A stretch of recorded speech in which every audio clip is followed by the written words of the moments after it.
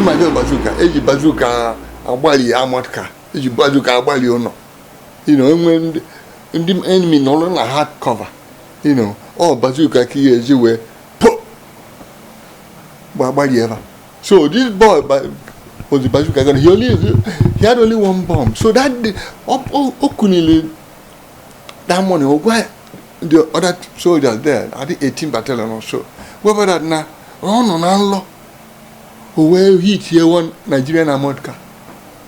Now that day, now she onisha, Batabo Gidi, precisely be Chino Achebeba, Ugumwa Sike. So as they came up with them, so Owebia, our boys, in my armored car, power, now body, our boys, now could be me withdraw. This boy Webata.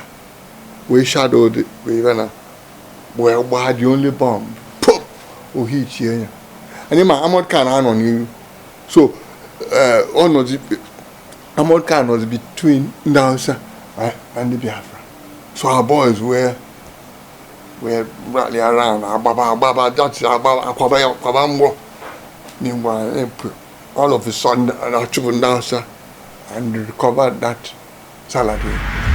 But in the course of that battle, about this book,